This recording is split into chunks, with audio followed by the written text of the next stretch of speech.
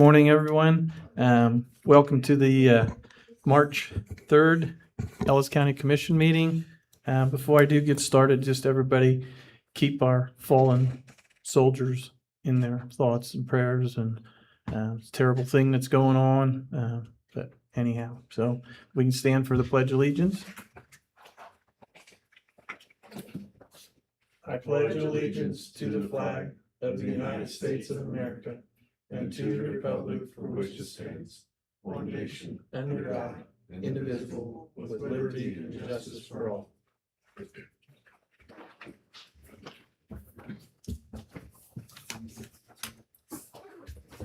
Okay, there will be no executive sessions. If you could call roll, please, Bobby. Commissioner Nathan Liker, Here. Chair Neil Younger. Present. We have a quorum. Okay. Order of business. I have no changes. Okay. Prior minutes. Prior minutes look good. Okay. I had one correction, but Bobby and Okay. I got that taken care of. So Okay. consent agenda. I will move to approve consent agenda items A through G.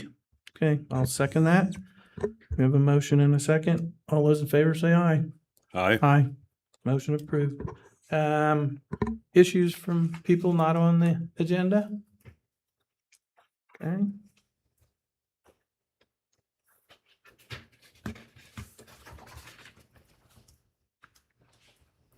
Okay, introduction of new promoted employees. Jennifer? Good morning, Good Jennifer morning. Taylor, Ellis County HR, and as you can see, we again have multiple new hires or promoted employees here. So I will let their departments either introduce or congratulate them on their positions. Morning, Commissioners. Morning. Brandon Kay, also Public Works Director. So behind me, right from the back of the room, we've got Kevin Kraus, HEOB, Roy Aschenbrenner, HEOB, Chris Von Little, HEO2, Tim Epperson, HEO2, Brandon Kuhn, HEO2, and Dave Willman, HEO2. And then we have a new hire that was unable to make it today, Weston Piper. He's a new truck driver for us. Okay. Okay, Congratulations. gentlemen. congratulations.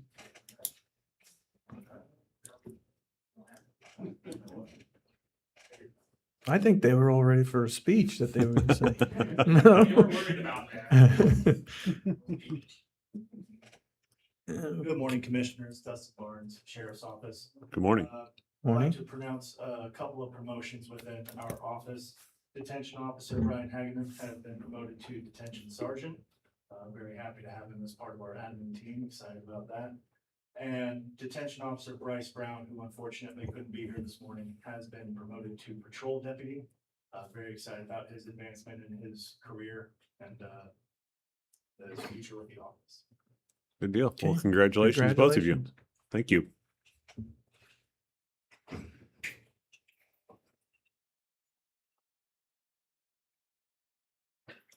Okay, High Plains Mental Health update, Craig?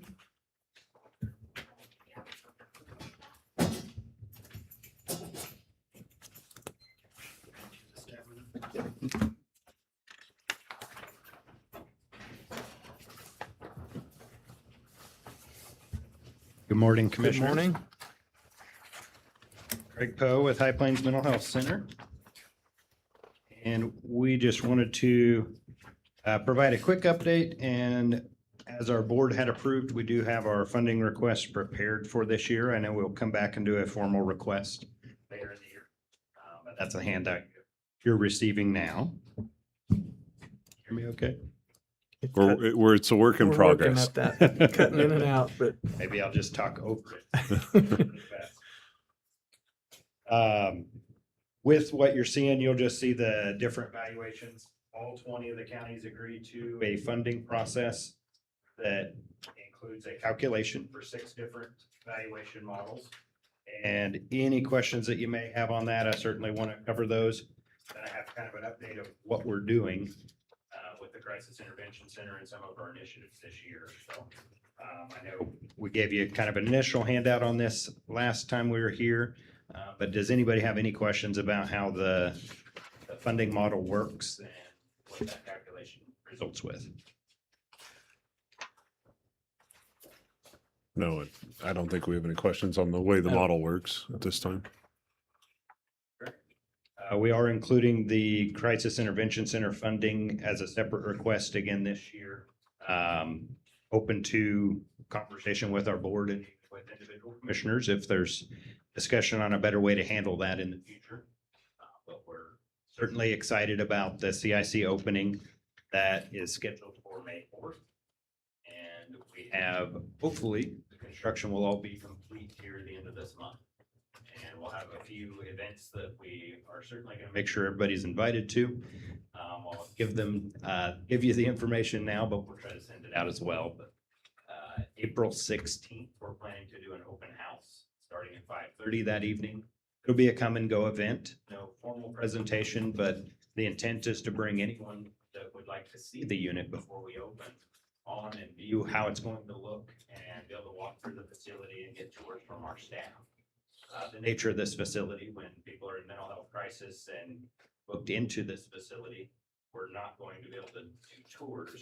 And so we want to make sure people are able to see what we're putting together and the impact we're going to have on people's lives. We also will have a ribbon cutting coordinated with the Age Chamber on April 30th at 1:30 in the afternoon. And so both of those events are open for people to come and attend and view it with tours. And again, we'll make sure that people are aware of those events as well, but wanted to make sure you guys do. The last thing I wanted to cover today is more of a preventative measure that we're going about. So we spent a lot of time talking about Crisis Intervention Center and the impact that that unit is going to have on our community and all the surrounding communities is impossible to measure. And we're really excited about what we're able to do with that. But an initiative that we're launching this year that will have already been launched by the time I come back for your formal request for funding is our Be There initiative. So oftentimes individuals are unwilling to talk about their mental health struggles. And it is the mental health stigma that I believe prevents people from getting help early enough, leading to the increase in mental health crisis that we have today. You can look at the sheets I handed out to you and see how the number of individuals that we serve has continued to increase, and over the last 4 years has kind of stabilized, which is better than going up. But the number of people that we see has drastically increased over the last 10 to 15 years. And I believe it's related to people not getting help when they could have received much less care to get better. And if it's an accepted norm to not talk about mental health, we'll continue to see that number rise. So our Be There campaign is about pushing back against mental health stigma in a way that we haven't done as a mental health center before. So traditionally, we go into our communities that we serve with unmarked vehicles, no labels or names on any shirts, because the clients deserve that anonymity if that's what they want. But it also creates a reverse problem where people believe that we're not out in our communities and serving people and that there's no mental health services available. And so we are launching this campaign to go out into coffee shops, go out into public places throughout our 20 counties and be present and available to talk. We're not going to provide clinical services at a coffee shop, but we will provide conversation, encourage people to talk more. And I hope the impact will be for more and more people to recognize that it's okay to ask for help. It doesn't mean every single person that we see needs therapy, though we could probably pick some out, right? Fine. But there are so many people that are just in their own head, unable to ask for help because they don't feel comfortable taking that first step. And we want to encourage people to have those conversations. And I hope that our campaign will do that. There will be more information coming out about it, but through the month of May, which is Mental Health Awareness Month, people will be stationed throughout our 20 counties in different coffee shops and public places. We will have a bright blue color to signify who we are and where we are, and make sure that there's pamphlets and information there, and certainly a lot of social media presence to make sure people know where we are at. But I hope everybody here today and anybody that can hear me will take us up on it if they see we're going to be at one of the coffee shops in their hometown and come see them. And just sit and have some conversation, and we hopefully will inspire more people to talk about the help that they might need and reach out for help. So it doesn't get to the level of crisis that we're treating with the other unit. So we'll continue to provide additional access to services at that higher level, critical access for crisis. But I hope we have an impact on people on the front end to stabilize and even reduce the demand that we have for our services. Hope you guys will join us for all of that fun. Okay. Any other questions I can help you with? Yeah, so with our crisis center that's gonna be open soon, I guess kind of on the funding side of it, and I know I raised it, I'm on the board and I raised the question, so I'm gonna raise it here as well. These are the people that normally would be admitted into this center. Are these the individuals that would go on to a state hospital and under normal circumstances? They would be, yes. So the way our license works is we're able to serve voluntary individuals, just like we do in our Schwaller Center now, but a much higher level of care that we can provide because of the facility that almost finished construction anyway. But the only way they can come to stay with us if they are destined for the state hospital is if they're on a wait list. So if the state hospital has beds available, they would continue to go to the state hospital. The interim part that we're serving is oftentimes people are waiting 2 or 3 days or sometimes up to 2 weeks on the wait list, sitting in a hospital bed or a jail cell and not getting therapeutic or psychiatric treatment. And we know that we'll have a positive impact if we can bring them in, but it's not designed to replace the state hospital. It's designed to be a 3-day stay, which could be extended by judge's orders. But a 3-day stay to get them the help they need and hopefully be able to go right back home. So it temporarily could replace the state hospital, but the way the licensing works is if there's a bed at the state hospital and they meet that criteria, they still go to the state hospital. There's roughly 20 to 30 people on the wait list at any given time at Barnet. And so we're likely to see a lot, but between us and another facility like ours in Newton, I hope that we'll eliminate the wait list at Barnet, which would be a positive for everybody, but we won't know until we get opened up and see how it goes. Okay. Well, and I don't think Scott's not here, is he? So Scott won't be able to comment on the jail side of it today, but we'll follow up with him. I guess so. We're going to try and alleviate some of the strain on the state hospital, is i.e. what this is doing. Has the state stepped in to help really push this? Yes. So for this fiscal year, the state has provided a $3 million funding for operation, and we've reallocated some of that to construction right now. And the hope is we would have at least that much or more for operating expenses into the next state fiscal year. Okay. And that's their contribution to help alleviate some of this access and prevent wait lists hopefully. Okay. And this will be your second ask on the crisis center. So I guess it's not open yet. So where are the dollars for the first ask for the taxpayers? So those are for 2026. Mhm. So opening May 4th, the amount of funding that we received from Ellis County and a number of the other 20 counties would all go towards under or uninsured individuals that are served from that county. And because we're opening in May, there's still ample time for the year that money will be more than spent. And we'll have to tap into some state funds that also reimburse for uninsured and underinsured. Okay. Thank you. Thank you. And your main entrance is going to be on 7th Street, correct? Coming in? Well, we have 2 entrances. Okay. So we designed the CIC to allow somebody to come in voluntarily and say, hey, I'm having some thoughts of suicide and I need some help. And the main entrance is off of 7th Street where you see the awning. Mm-hmm. We serve people starting services, any type of services out of that same entrance. But the back of that building is an elevator where they can come into voluntary state, go to the back room and go up an elevator to our crisis intervention center if that's the care that they need.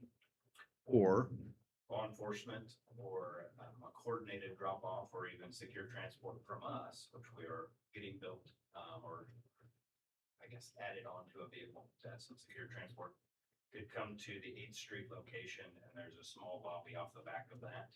that allows the privacy to go in. So if somebody's brought in by law enforcement, we don't want them to have to be paraded through the office, both for their benefit and the individuals that are coming in for regular services during that time. So we have two different entrances Good. allowed depending on the situation. How about staff? Are you fully staffed or are you still? Last I checked, over the 30%.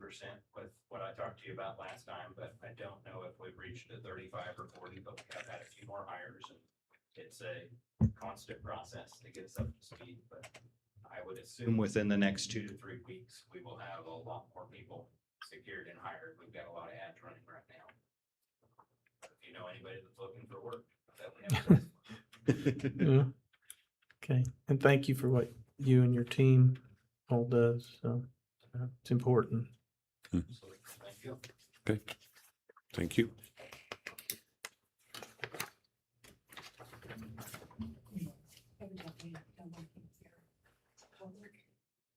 When we're speaking on the microphone, I got a text from someone that they can't hear.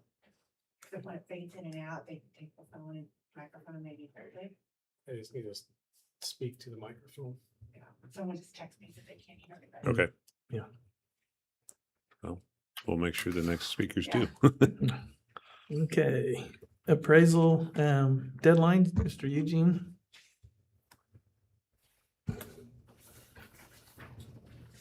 Morning, Commissioners. Morning. Good morning. Gina Rupp, Ellis County Appraiser, just here to inform you that we've gotten an extension from the state of Kansas to evaluation notices mailed. Statutorily, they're required to be mailed March 1st. A little bit behind this year. We lost a staff member last year. Just as you've been aware, I've had some issues throughout the last year that slowed me down a little bit. But currently, we have an extension until March 16th, Monday. I will say that there is the potential that may be extended possibly one other week. At which point I would let you know.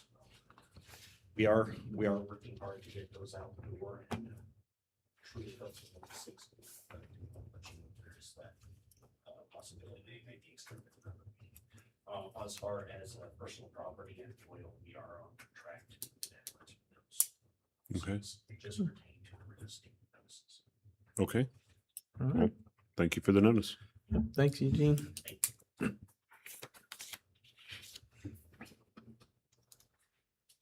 Okay, the health department. Miss Melissa. Good morning. Morning. Miller. Good morning. County Health Department. I'm here to request the closing of the health department for 3 days so that our entire staff can attend the governor's public health conference in Wichita at the end of March. The conference is centered around the theme One Kansas, One Health this year. And it'll offer sessions that kind of speak to each of our departments. So we feel like it's important for everyone to attend at the same time. Some of those things that we're looking forward to learning more about are lead exposure prevention, leadership strategies to reduce health disparities, grant writing and funding sustainability, and then immunization updates and strategies. I have been on this planning committee for a number of years, and so I'm excited to have the staff go and see what we've been working on, but there's some really neat, especially keynote speakers. One of them is a panel of people involved in the flooding that happened in Central Texas last summer. So we have some of the survivors, some people that were on the emergency planning committees.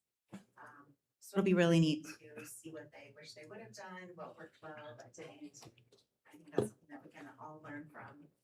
We're expecting almost 600 public health department people from the state of Kansas.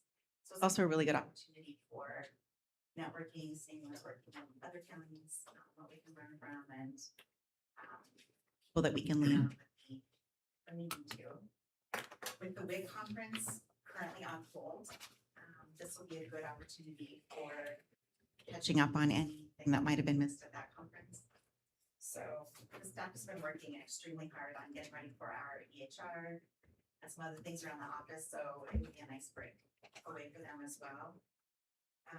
So not only providing valuable training, but just a good time together. Then again, debrief when we get done, and also divide and conquer. There's a lot of sessions available, so learn from all those, and then remind each other throughout the year what we learned. We'll plan ahead by scheduling appointments before that week and after that week, and then on that Thursday, and let people know ahead of time with plenty of time to make plans. Okay. I have no, Your consideration and happy to answer any questions. Training's always good. Mhm. Ongoing training is what it's all about. Oh, I also wanted to include that the workforce development grant was created for those opportunities for staff in public health. So we'll use that grant to cover the cost of the hotel registrations. okay. Last year when you attended, did you hear any pushback on anybody for not being open? No. Good. We didn't. Good. I mean, there are always people that will stop in and know we were closed, but. Good. Really supportive. I appreciate that. Well, I have no further questions. I move to allow the Ellis County Health Department to close the office Monday, March 30th through Wednesday, April 1st to allow staff to attend the Governor's Public Health Conference. I'll second that. We have a motion and a second. All those in favor say aye. Aye. Aye. Motion approved. Okay. Thank you. Thank you.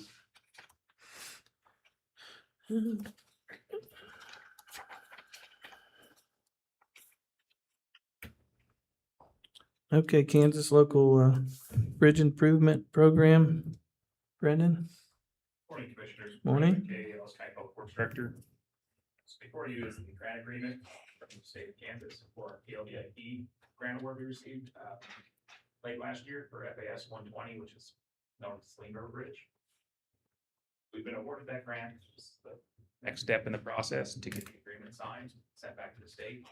As part of this grant award, county did select 2 structures to remove from inventory permanently. So that can be done either by closure or replacing with a non-bridge size structure. We chose 2 structures that can be replaced with non-bridge size structures. So that is over there on county line. It's an off-system bridge. It was just over 20 feet, right at 20 feet. 1 year it was classified as culvert, last time it was classified as bridge, so we replaced that with 3 3-foot culverts with end sections. That was completed back here in February. And we're currently working on FAS 360, which is just east of Yosemite Avenue on Sling River Road. That bridge had piers and pilings that were rotting out that needed replacement anyways, and that was one that was scheduled to be replaced and repaired this year. So it's being replaced with an 8-foot culvert with head walls and wing walls on it. Questions to this grant board? No, we've already preliminary accepted this grant, so this is just more of the discussion and official- paperwork we're going through with it. Yeah. So How's the one coming along on the second one, Brandon? You getting there? They're backfilling now. Okay. The wing walls up. okay. Well, I'll move to approve and sign the KDOT agreement for project number 26C 5390-01 for the KLBIP program grant. Okay, I'll second that. We have a motion and a second. All those in favor say aye. Aye. Motion approved. Okay, you just gonna stay right up there. Sir. So the next item is the updates to the minimum road design standards and our maintenance standards for improved roads. So the only changes to these was adding the light bituminous surfacing or steel coated roadways that we didn't have previously. The both documents for what is a light bituminous surface or steel coated road. What to expect when one is installed. Is there any questions on either of those documents or? No, currently, we do not have any light bituminous sealed roads. The only roads that would meet that classification are intended to be turned to asphalt roads. Okay. in Ellis County. So this would be something that would stay as just a light bituminous surfacing.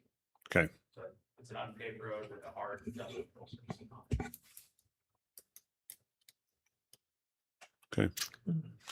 I'll move to approve resolution R-2026-06 for the adoption of the Ellis County minimum road design and construction standards.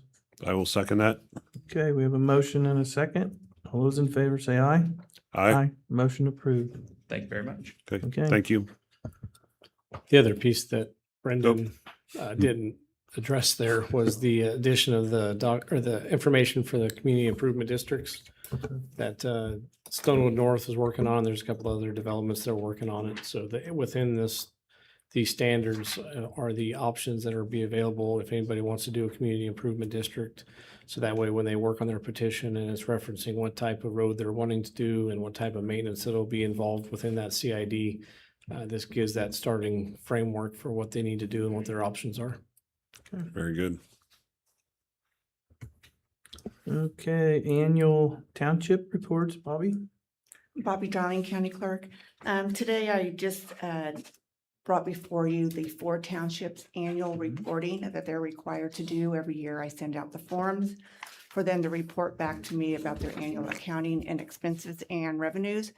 In turn, when I get them back, I double check to make sure they balance off from the prior year, and all 4 of these did. And so these are just before you to review. And then I will sign off on them and file them for another year. Do you have any questions? I have no questions. have There's none. nothing out of Nothing- the yeah, ordinary nope, on these. Nothing sticks out. Nope. All right. Thank you. Okay, Thank you. Okay, the library board appointment, Mr. Darren. Morning, Commissioners. Darren Myers, County Administrator. The library board has a position that is coming vacant or not vacant, but the term is expiring here at the end of April of 2026. Mr. Dylan Bryant lives in western rural part of the county, has been on the board from a vacated position that was due last year, and he is asked to be reappointed and wants to continue to serve on the library board for Ellis County. And before you today, if you would make the motion to approve, you'd be willing to serve for another 4 years. Okay. Hard to find those people. So It's hard to find them volunteers, yeah. I'll move to approve or to reappoint Dylan Bryant to Ellis County Library Board for the term starting April 30th, 2026. I'll second that. We have a motion and a second. All those in favor say aye. Aye. Motion approved. Okay. Next one, we have a commissioner that has this, Mr. Nate. Yeah.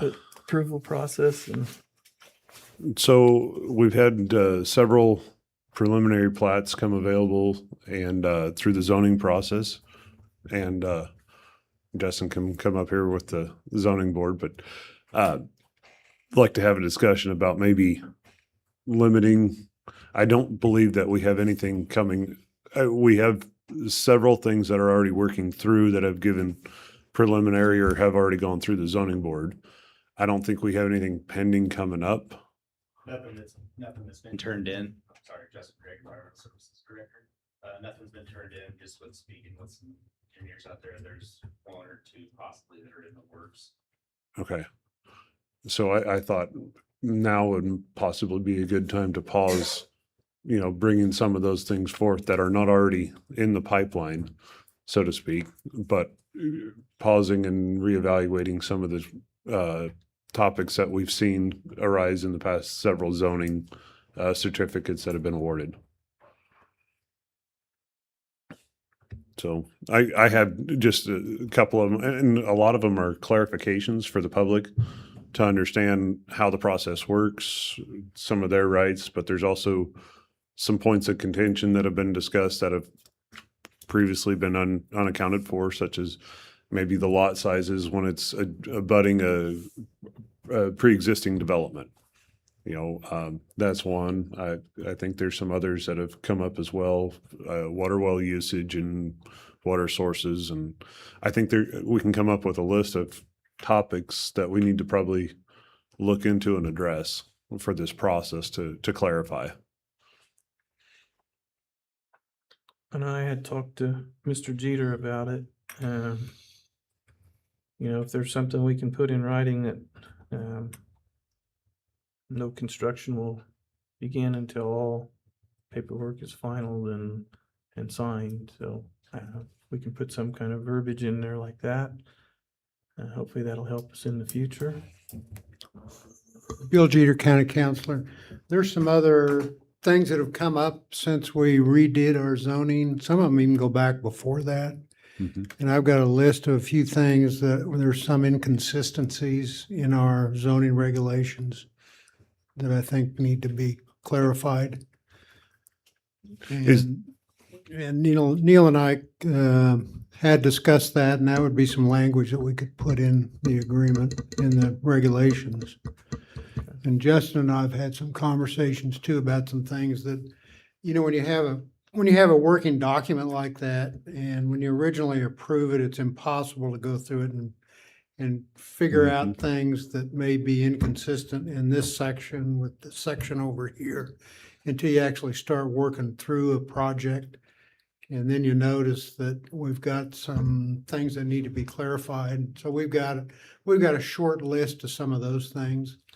And we'd kind of talked about timing of doing it, and it would be to get to a point where we have no current applications we're processing, like Commissioner Liker just mentioned. And then it might be a time to look at updating some of the regulation provisions.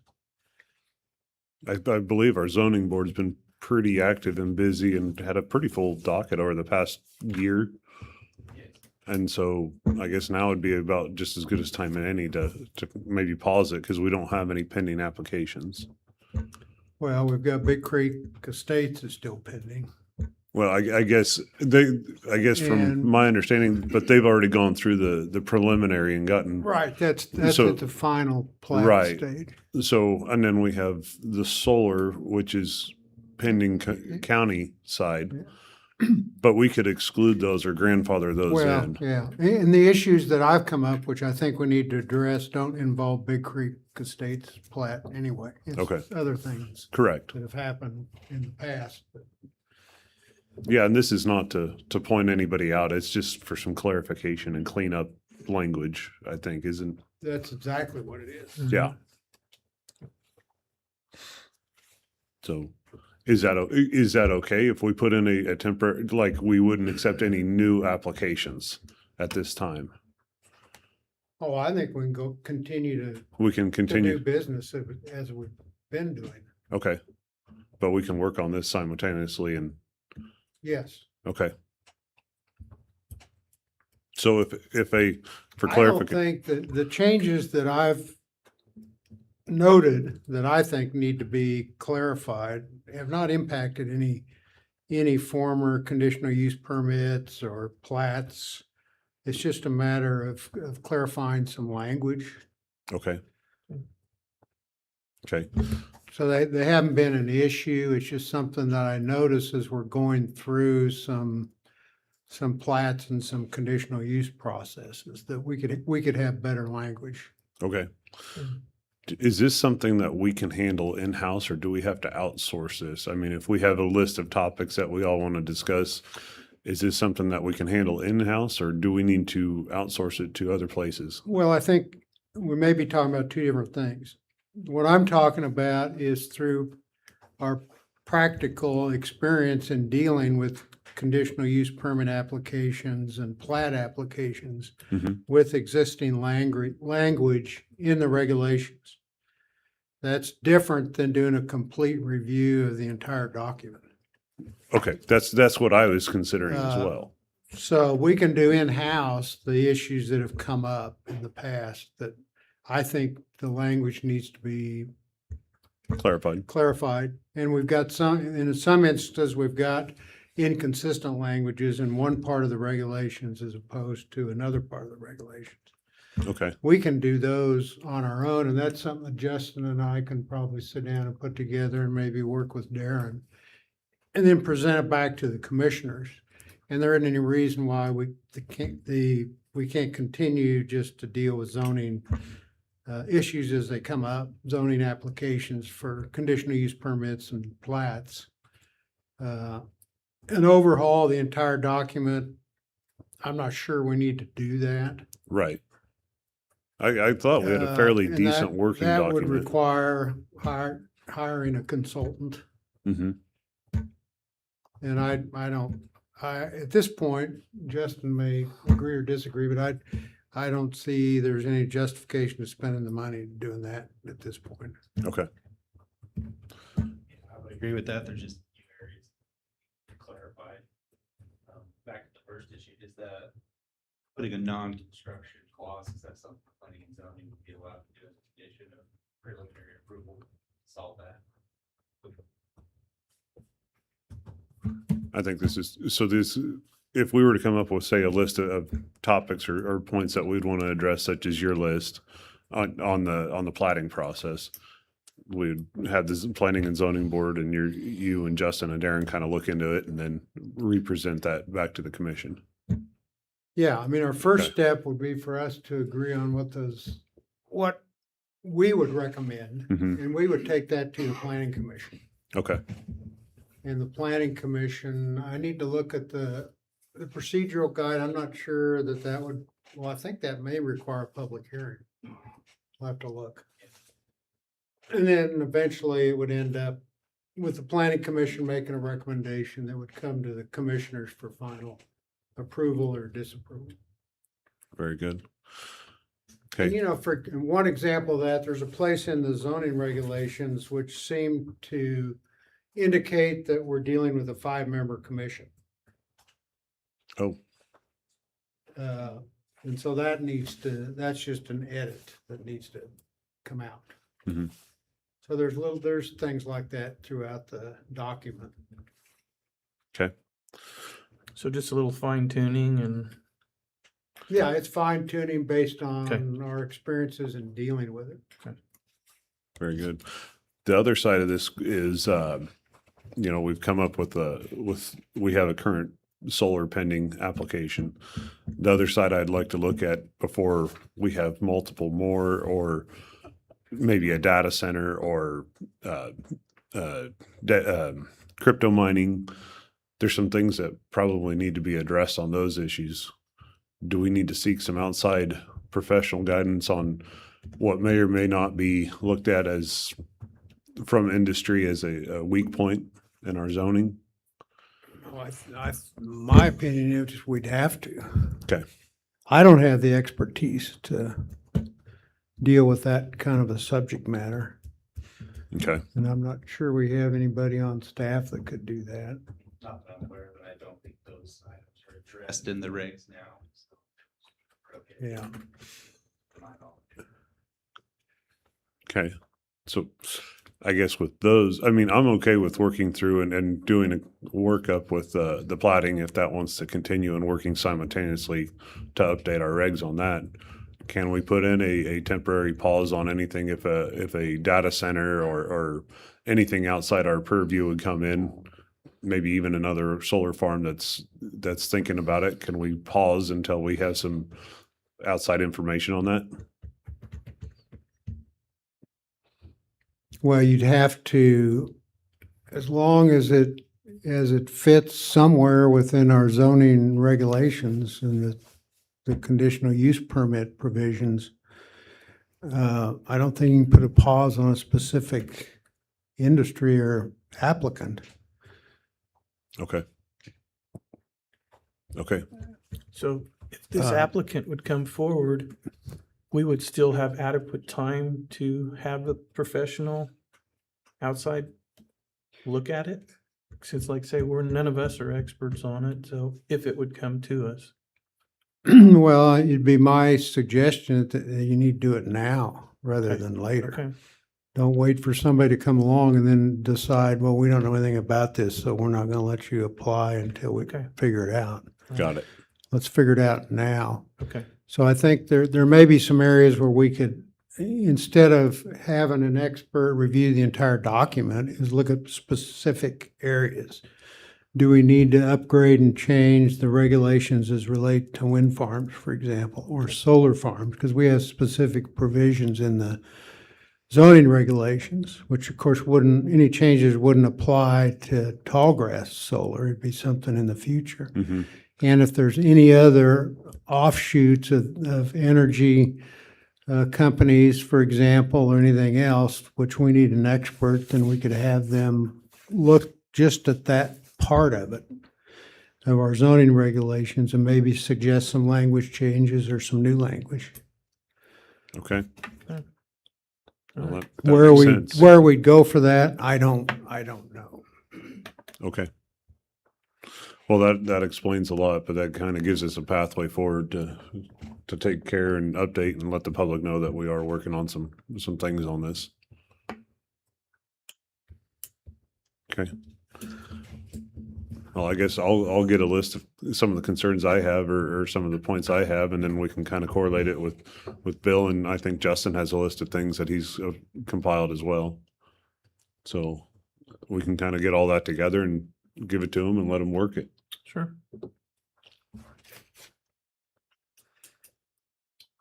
Okay. Good. Thank you, Justin. Thanks, Justin. That's all I have. Okay. County Commission report, Darren? Okay, sure.